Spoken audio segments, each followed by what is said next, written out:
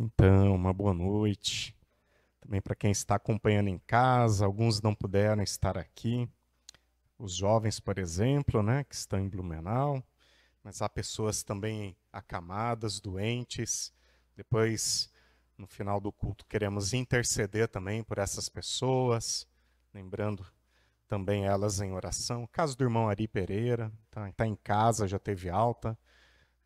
Também a irmã Elvira passou por uma cirurgia de emergência, mas também agora já passou o susto maior, está hospitalizada ainda, mas já passou por um procedimento cirúrgico. Falei há pouco com a Eliana também, então a gente já fica com o coração um pouco mais tranquilo e intercedendo também por esses, né? Também outras pessoas que também têm enfrentado suas lutas e dificuldades, podemos lembrar depois no final em oração.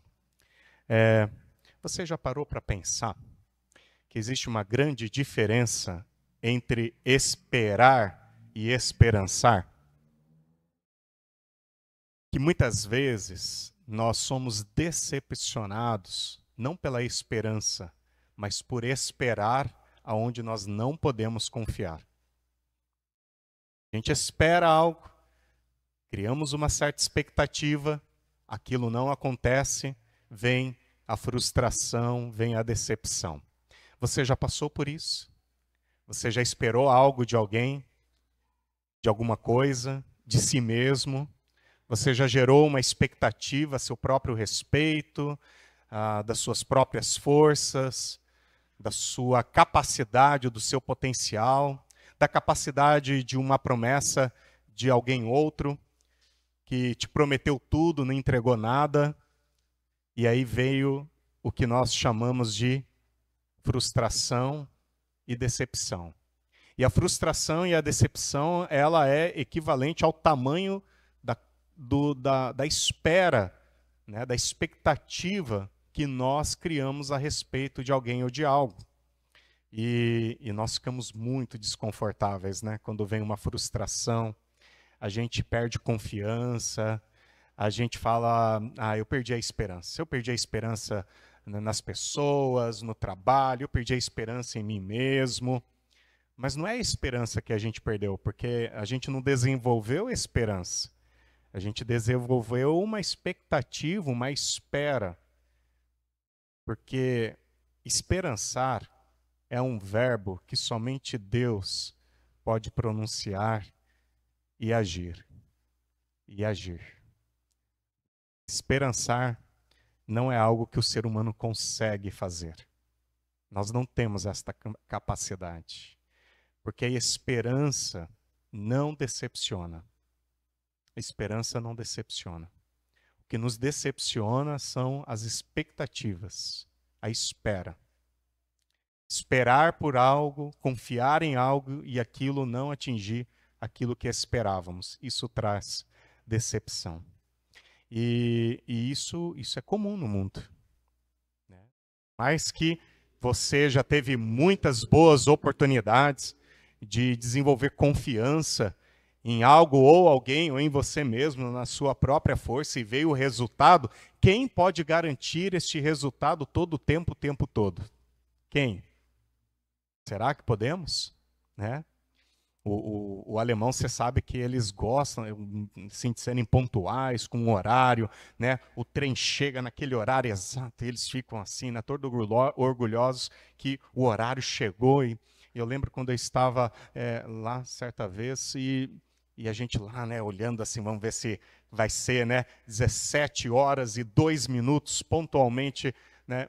E não veio naquele horário. E aí tinha que ver o alemão tentando justificar, explicar. Hoje em dia já não é mais assim. Não adianta. Por mais que o sistema funcione, por mais que a gente se organize para as coisas funcionarem, e é bom quando funciona, quem tem o controle e o poder de garantir todas as coisas? Se você vai na rodoviária hoje e embarca no ônibus para ir para São Paulo, por exemplo, você tem a esperança que este ônibus te leve até São Paulo? Você espera que este ônibus te leve até São Paulo, porque quem te garante que você vai chegar lá? Pode acontecer tantas coisas, não é assim? Ah, mas não aconteceu nada na última semana, mas pode acontecer bem naquele momento, e aí? A gente tem fé no motorista? Será que dá para ter uma fé que não vai nos decepcionar? A gente exerce uma confiança, senão a gente não entraria no ônibus, né? Se você tivesse uma promessa ou uma expectativa de que algo vai acontecer de errado, você nem entraria. Mas você entra na confiança de que aquele ônibus te leve para o seu destino. É uma confiança, claro que é. Onde você espera que isso acontece. Mas esperança não dá para ter nesse tipo de coisa. E aí, como que você lida com as suas frustrações e decepções? Quando você espera tanto algo por algo e aquilo não acontece. Sabe, gente, nós vivemos num mundo que o sofrimento, os problemas, as coisas erradas, elas são inerentes a todos nós. Nós podemos passar por isso. Mas esperança, de esperançar, da onde nós podemos ter em Deus, isso nós podemos ter garantia pela fé de que esta não nos decepciona. Eu quero ler com vocês Romanos 5, capítulo 1.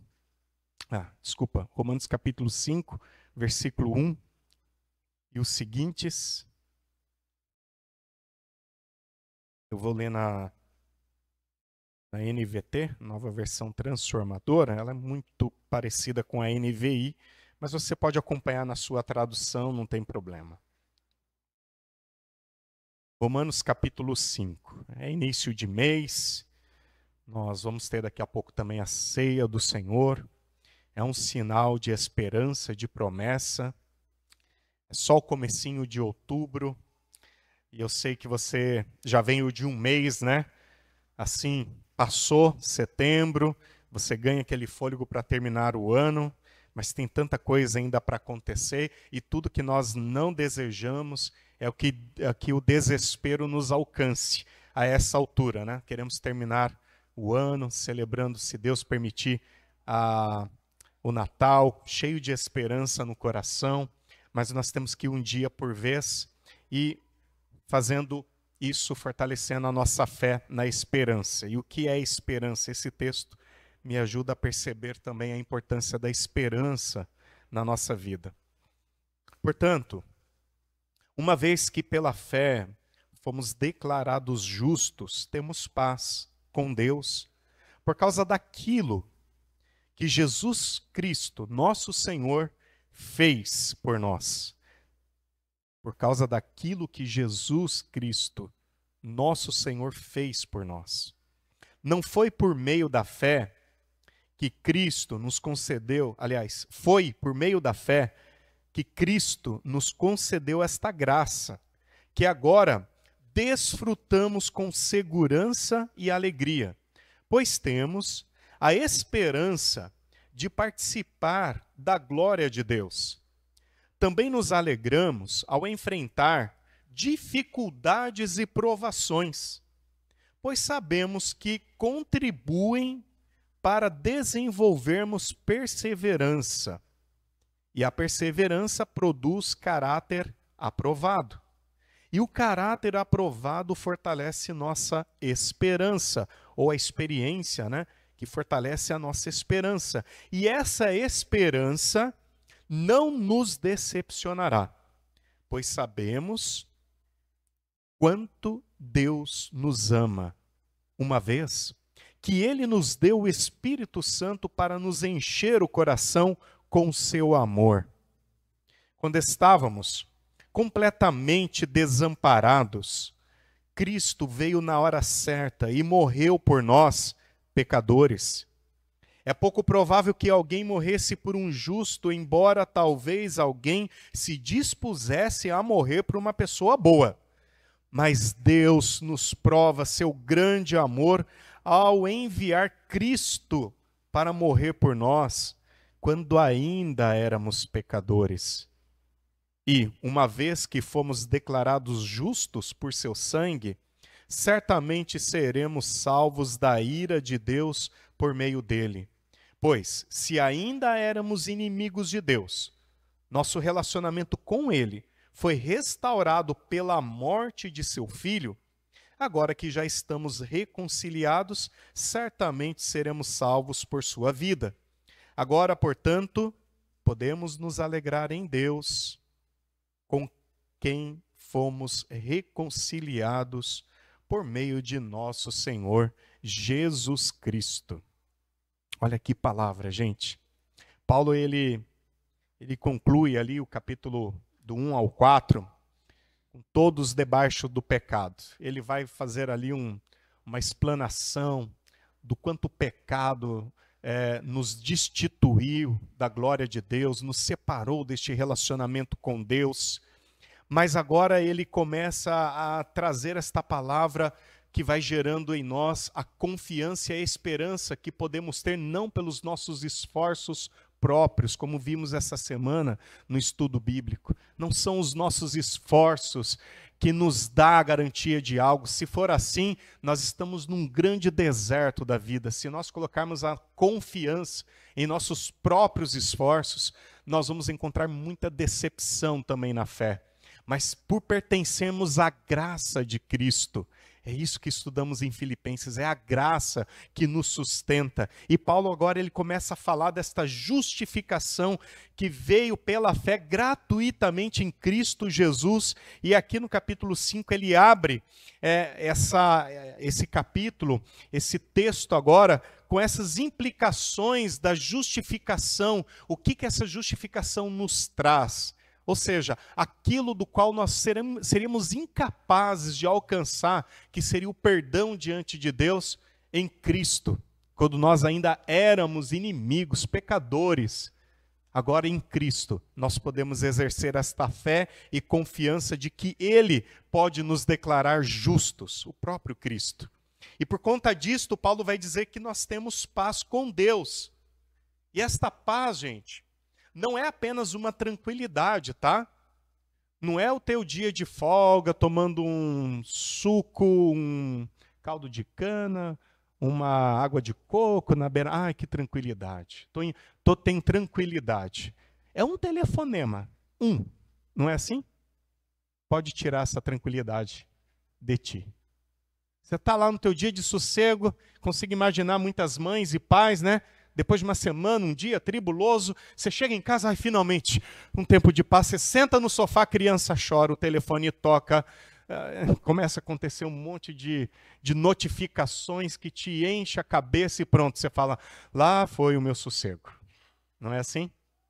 É pouquinha coisa para tirar a gente do sossego. Esta paz com Deus, gente, esta tranquilidade com Deus por meio da paz, não é uma tranquilidade assim que nós almejamos, assim, no dia a dia aqui. É uma paz que nos traz um estado de confiança e de espírito, que reverbera na nossa vida em todas as áreas, porque nos nutre e nos dá a alegria de saber que aquilo que eu seria incapaz de resolver, quer dizer, o que era definitivamente urgente e importante na minha vida, Cristo fez. Ele já resolveu.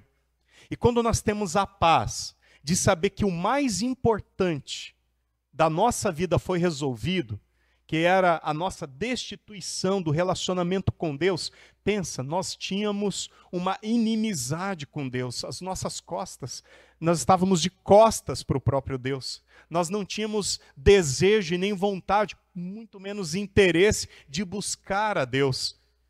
E agora em Cristo, nós temos, pela graça de Cristo, essa disposição restaurada em nós, não pelos nossos esforços.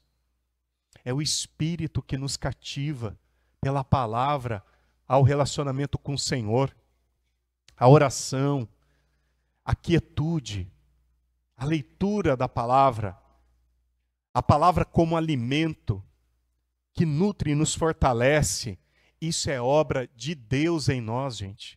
Nós mesmos vamos querer outras coisas, nós sabemos disso. É a luta entre a carne e o espírito dentro de nós. Por isso a necessidade do estado de vigilância, prestando bastante atenção nos desejos e interesses de Deus que está em nós pelo seu Espírito, porque a carne ela é fraca, Jesus vai dizer. Portanto, vigiem. Então, agora nós temos condições de experimentar esta paz, gente, de saber que se nós falarmos com Deus, Ele vai nos atender. Ele não é uma conexão, né, de internet de escada falha. Né? Era tão ruim quando a internet falhava, né, de escada. Hoje ainda a gente passa uns perrengues mesmo com a melhoria das conexões. Às vezes cai e foi, né? Pronto. Né? O que é um adolescente, um jovem hoje sem internet? Imagina, né? Para nós já é difícil. Imagine para esses que nasceu com o mundo assim.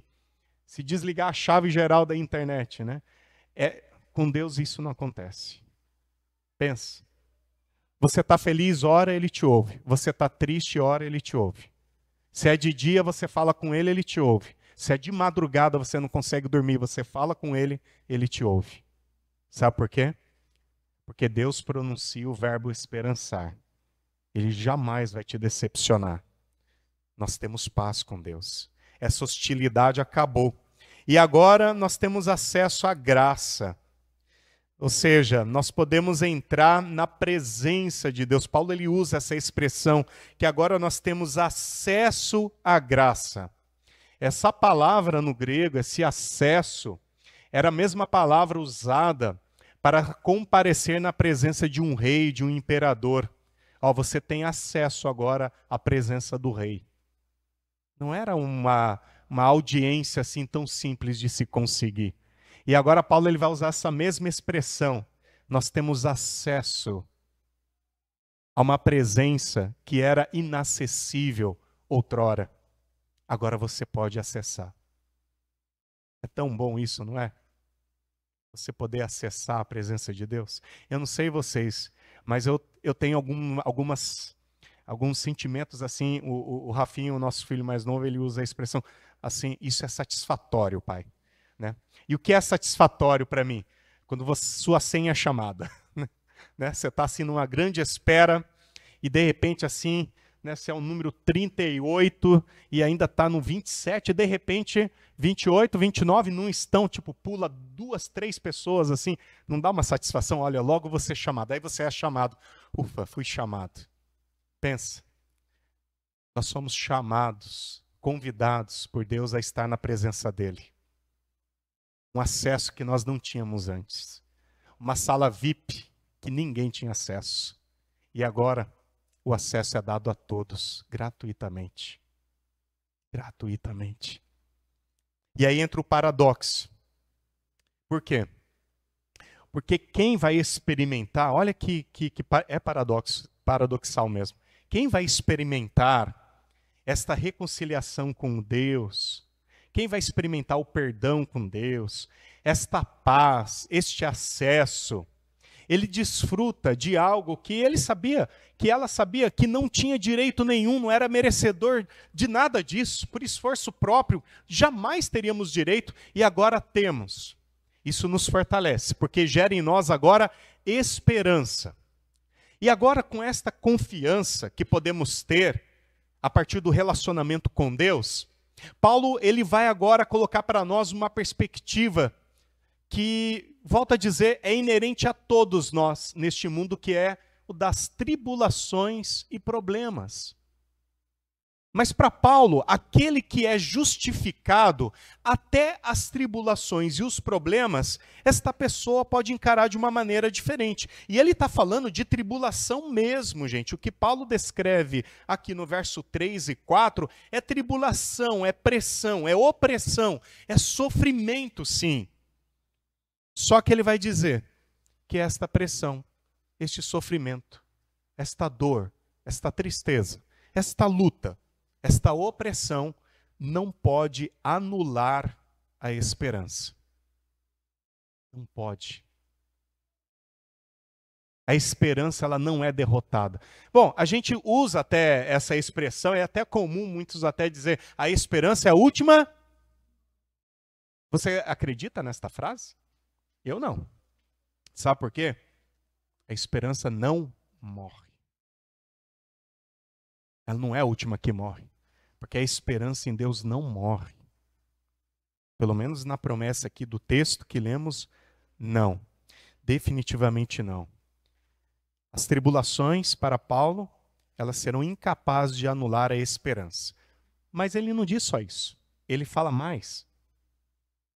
Para aquele que está firmado na promessa de Deus, em Cristo Jesus, para aquele que experimentou a justificação dos pecados, para aquele que agora tem acesso a esta graça. Sabe o que é isso, né, gente? Acesso a algo que você não merecia, mas você agora desfruta. Paulo, ele nos convida até isso, a desfrutar. Só um parênteses aqui no desfrutar, que é uma palavra que essa semana, assim, mexeu comigo.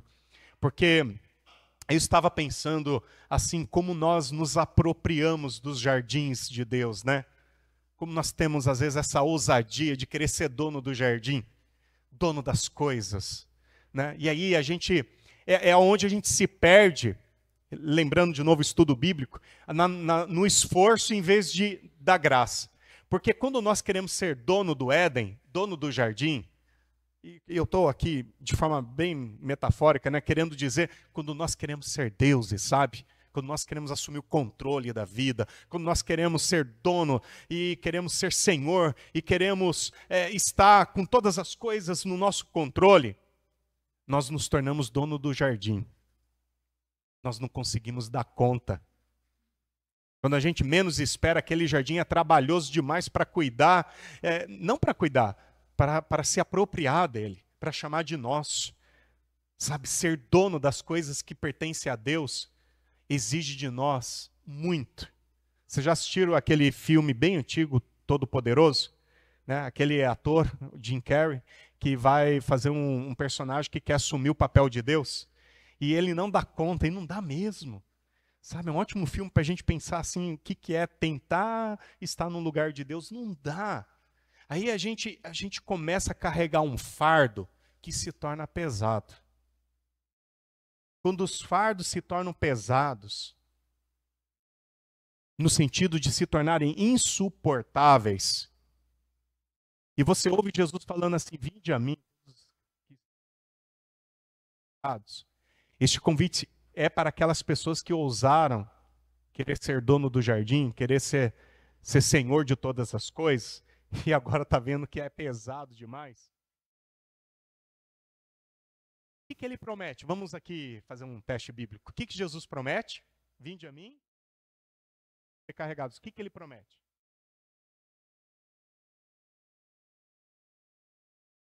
Vai, o quê? Sobre vós, o meu jugo e o meu fardo. Que é?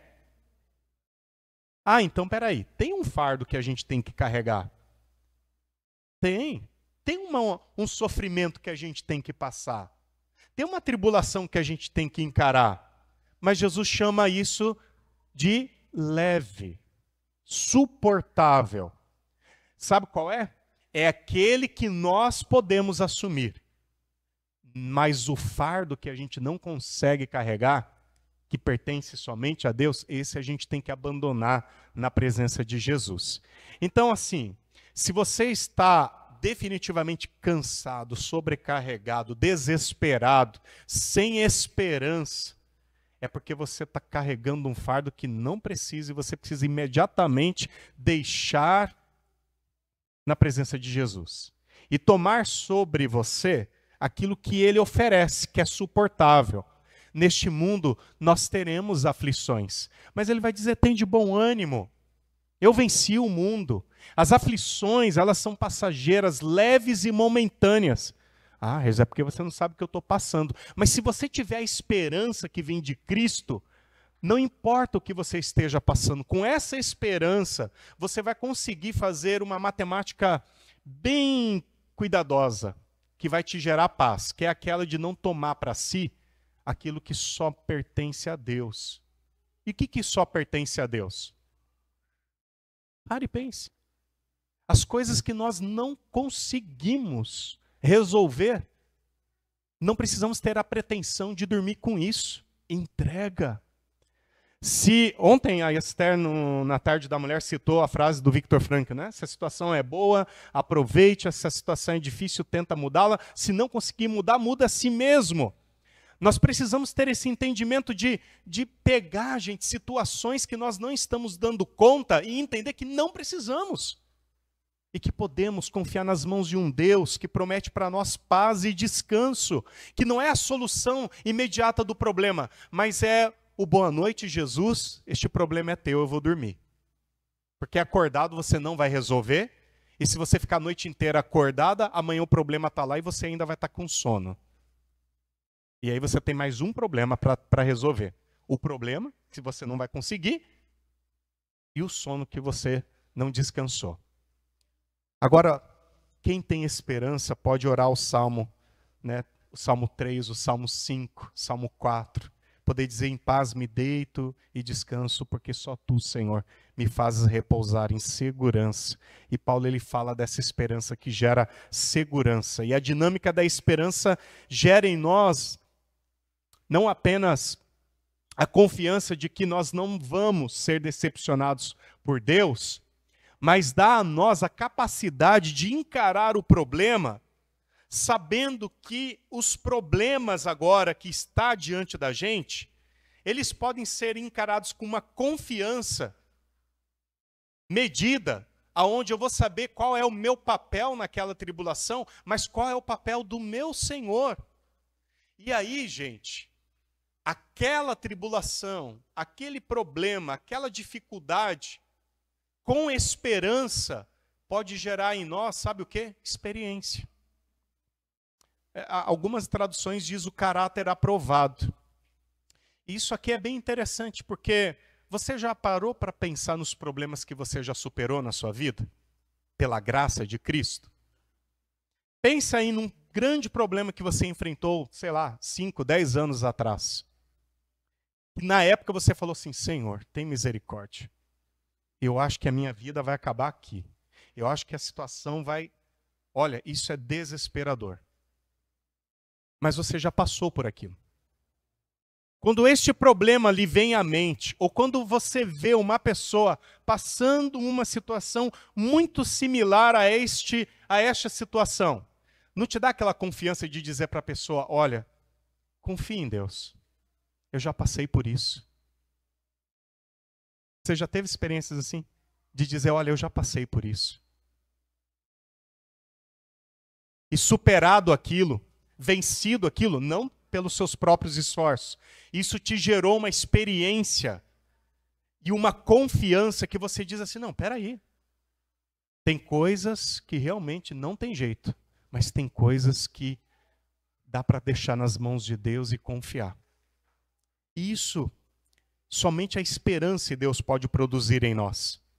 E Paulo ele vai então trazer para nós esse contexto de quanto o amor de Deus derramado em nossos corações pode nos dar esta confiança e perseverança a partir da confirmação do Espírito Santo de Deus que habita em nós. É Ele quem garante que esta esperança, gente, não é uma miragem no deserto.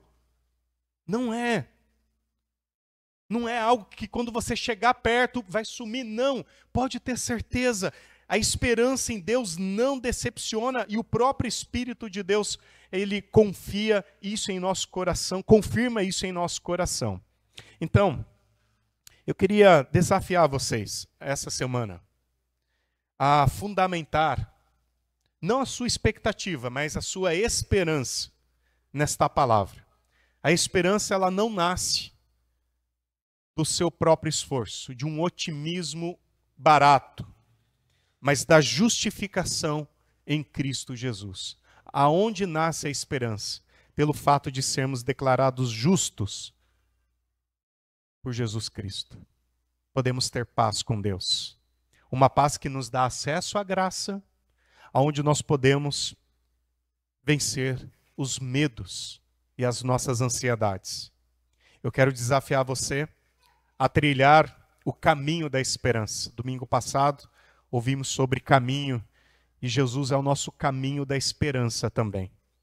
Não é negar o sofrimento, mas é muitas vezes, mesmo em meio ao sofrimento, olhar para os dias difíceis com um pouquinho mais de simpatia e entender assim, vai que isso aqui vai ser um processo que vai me melhorar, que vai me gerar uma experiência que lá na frente eu vou estar até mais fortalecido. Eu não escolhi isso, não escolhi passar por isso. Se eu pudesse, eu até fugiria deste problema. Não creio que Deus que está mandando problema para mim, tribulação para mim, é inerente à vida. Mas já que está aí, Senhor, o que eu posso aprender com isso? Tenta entender que a esperança nos coloca num caminho de confiança em Deus, que mesmo os buracos, sabe, deste caminho, mesmo os espinhos deste caminho, eles não serão suficientes para determinar o destino deste caminho. Porque o destino já está declarado por Cristo. O caminho pode ser difícil, e será, mas eles não vão impedir de você experimentar o destino final. Tenha esperança. Não é uma expectativa frustrada, mas ela está selada no Espírito de Deus. Deus transforma, gente, dores em oportunidades de amadurecimento espiritual.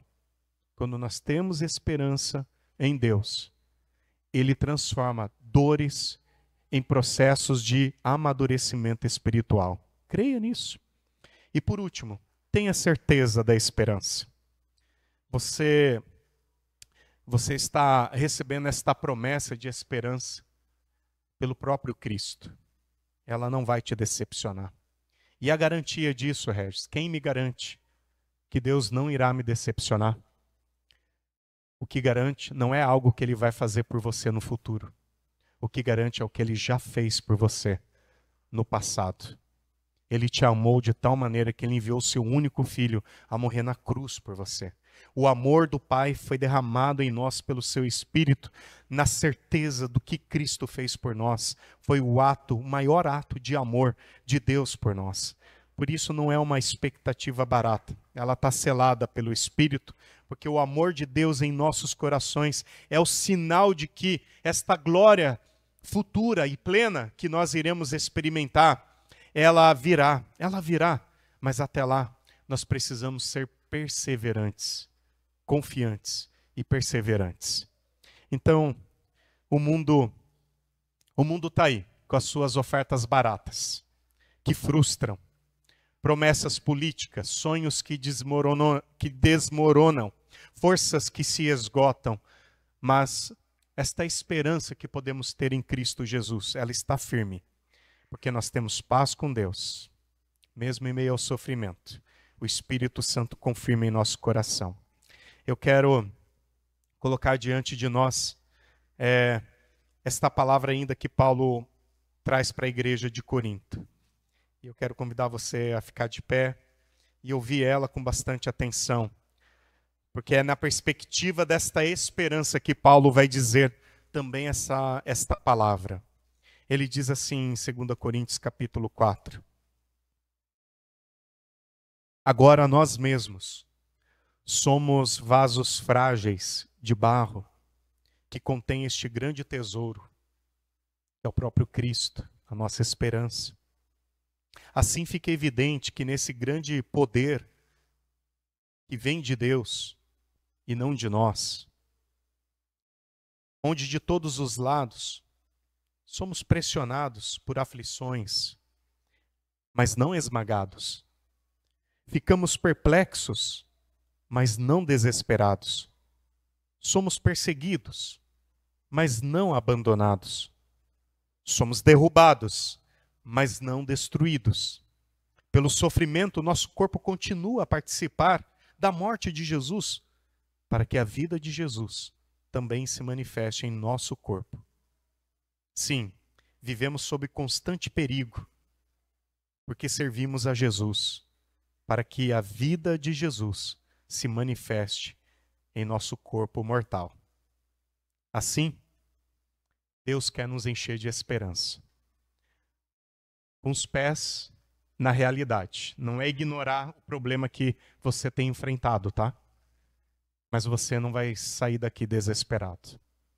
O meu desejo é que você saia daqui essa noite com esperança. que esta confiança te dê paz. Amém? Nós estamos diante de um maior sinal que Deus promoveu para nós, para lembrarmos com confiança desta esperança, que é a ceia do Senhor. E a palavra de Deus diz que o Senhor Jesus, na noite em que ele foi traído, ele tomou o pão e, tendo dado graças, ele partiu e disse: este é meu corpo, que é partido em favor de vocês. Comam. Da mesma forma, ele pegou o cálice da nova aliança, e, tendo dado graças, ele disse: este cálice é o cálice do meu sangue, derramado em favor de vocês. Bebam. E todas as vezes que nós comermos deste pão e bebermos do cálice da nova aliança, nós vamos anunciar a morte de Jesus até que ele venha. Por isso, você que nesta noite está convidado a experimentar a esperança mais uma vez, você é convidado a participar da mesa do Senhor. Porque a esperança em Cristo alargou a mesa do acesso à presença do Pai, aonde tem um lugar para você também. Você tem lugar à mesa. E tudo está pronto para você participar deste sinal do amor de Deus derramado em Cristo Jesus. Nós queremos orar e nós queremos agradecer por este momento. Senhor, aqui está o pão, aqui está o